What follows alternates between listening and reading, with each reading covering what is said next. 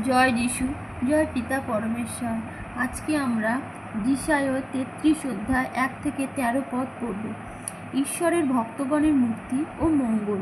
তুমি যে ধ্বংসিত না হইয়াও ধ্বংস করিতেছ, প্রতারিত না হইয়াও প্রতারণা করিতেছ। ঠিক তোমাকে ধ্বংস কার্যের সমাপ্তি করিলে পর তুমি ধ্বংসিত হইবে, প্রতারণা করিয়া শেষ করিলে পর লোকে তোমাকে প্রতারণা করিবে। হে সদাপ্রভু, আমাদের প্রতি কৃপা করো, আমরা তোমার অপেক্ষায় রহিয়াছি। তুমি প্রতি প্রভাতে আপন অপেক্ষাকারীদের বাহুস্বরূপ হও ও সংকটকালে আমাদের ত্রাণস্বরূপ হও। কোলাহলের রবে জাতিগণ পলায়ন করিল, তুমি উঠিলে লোকবৃন্দ ছিন্ন ভিন্ন হইল। পতঙ্গ যেমন সংগ্রহ করে, তেমনি লোকে তোমাদের লুট সংগ্রহ করিবে। ফড়িঙ্গেরা যেমন লাফায়, তেমনি লোকে তাহার উপরে লাফাইবে। সদাপ্রভু উন্নত, তিনি তো ঊর্ধ্বলোকে বাস করেন। তিনি সিয়নকে ন্যায় বিচারে ও ধার্মিকতায় পূর্ণ করিয়াছেন। আর তোমার সময়ে সুস্থিরতা হইবে, ত্রাণের প্রজ্ঞায় ও জ্ঞানের বাহুল্য হইবে। সদাপ্রভুর ভয় তাহার ধনকোষ। দেখো, উহাদের পুরুষ সিংহেরা সড়কে ক্রন্দন করিতেছে। সন্ধির অন্বেষণকারী দূতগণ তীব্র রোদন করিতেছে।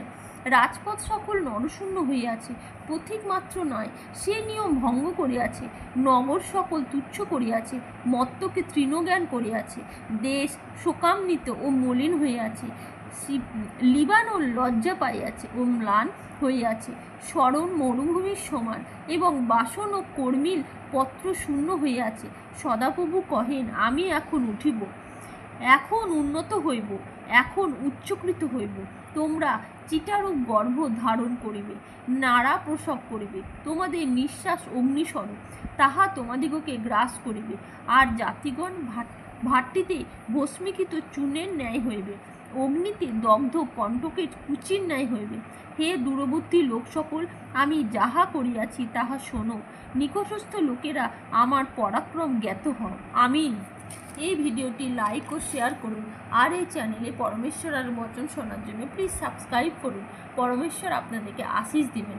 আর কমেন্ট বক্সে আমিন লিখে রিসিভ করুন। জয় যিশু মসিহ, হালেলুয়া।